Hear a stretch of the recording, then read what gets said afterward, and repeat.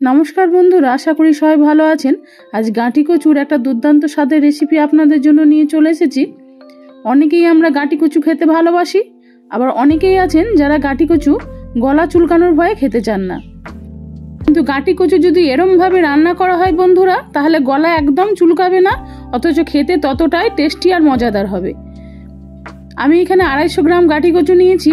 যেহেতু কচুতে অনেক বালি মাটি লেগে থাকে বন্ধুরা, সেই জন্য আগে আমি 2-3 বার ধুয়ে একটু জল ঝরিয়ে নিয়েছিলাম। তারপর দেখুন একটা ছুরির সাহায্যে খোসাগুলোকে ছাড়িয়ে নিচ্ছি। আপনারা এই প্রসেসটা বটির দিয়েও করতে পারেন।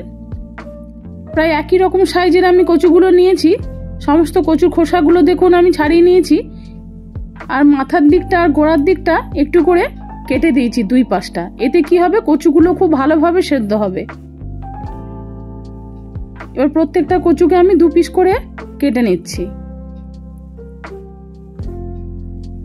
লম্বা করে একটু কেটে নিচ্ছি বন্ধুরা। আপনারা চাইলে আপনাদের পছন্দ মতো সাইজ করে কেটে নিতে পারেন, তবে এরমভাবে কচুটা যদি কাটা হয় তাহলে কচুটা খুব তাড়াতাড়ি সেদ্ধ হয়ে যায়।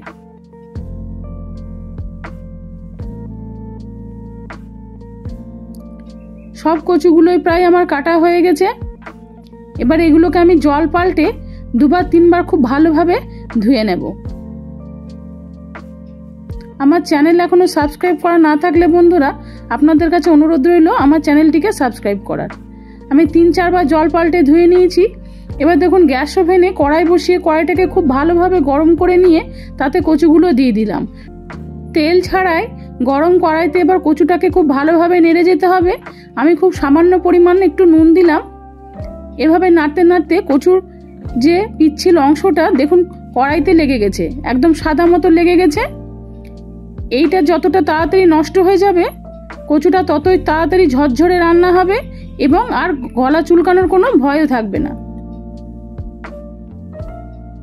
এবার আমি এটাকে নামিয়ে নিচ্ছি। তারপর কড়াইটাকে ধুয়ে নিয়ে আরও একবার কড়াইটাকে বসিয়ে দিয়ে তাতে খুব সামান্য পরিমাণ প্রায় 4 চামচের 1 চামচ মতো তেল দিয়েছি।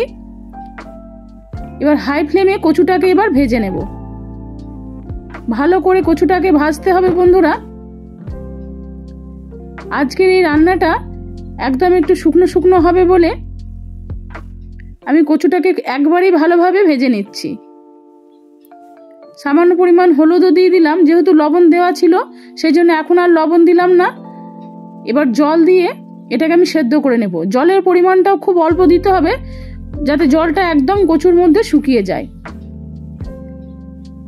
7-8 মিনিট ঢাকা দিয়ে রেখেছিলাম। কচুটা খুব ভালোভাবে সেদ্ধ হয়ে গেছে। এবার এটাকে আমি নামিয়ে নেব। এবার কড়াইটা ধুয়ে আরো একবার বসিয়ে দিয়েছি। তাতে দিয়ে দিচ্ছি এবার পরিমাণ মতো সর্ষের তেল, প্রায় 4 চামচের 2 চামচ মতো। এই রেসিপিটা একটু ঝাল ঝাল হয় বন্ধুরা বলে আমি এখানে লঙ্কার পরিমাণটা একটু বেশি দিয়েছি। 4 চামচের 2 চামচ দিয়েছি লঙ্কা কুচি, 7 থেকে 8টা 1 চা চামচ দিয়েছি রসুন কুচি, 1 চা চামচ দিয়েছি আদা কুচি, একটা মাঝারি সাইজের পেঁয়াজ একটু লম্বা করে কুচি করে দিয়ে দিয়েছি। এবার আদা পেঁয়াজ রসুন লঙ্কা খুব ভালোভাবে একটু ভেজে নিতে হবে। পরিমাণ মতো লবণ হলুদ দিলাম। লবণ যেহেতু আগে একটু বেশি দিয়েছিলাম সেই জন্য লবণের পরিমাণটা একটু বুঝে দিতে হবে।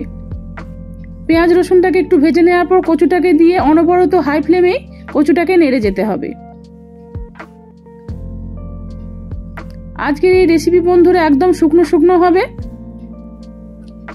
সেই জন্য আর জলের কোনো ব্যবহার নেই। সামান্য পরিমাণ আমি একটু টমেটো সস দিয়েছি, প্রায় 4 চামচের 1 চামচ মতো।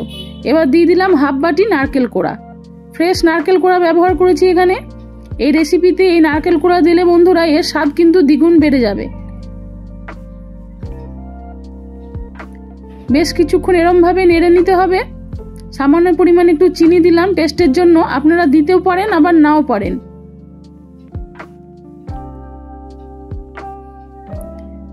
আবার একটু নেড়ে নিয়ে নামানোর আগে দিয়ে দিচ্ছি আমি একটা লেবুর অর্ধেকটা অংশ।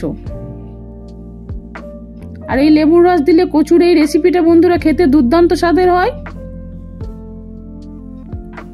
গলা চুলকানোরও কোনো ভয় থাকে না।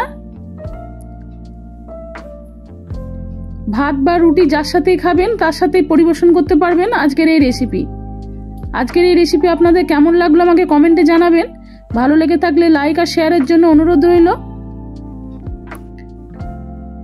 দেখুন দেখতে কতটা সুন্দর হয়েছে, একদম ঝরঝরে হয়েছে, কোনো রকম পিচ্ছিল ভাব এর মধ্যে দেখুন নেই, অথচ খেতে ততটাই টেস্টি আর মজাদার।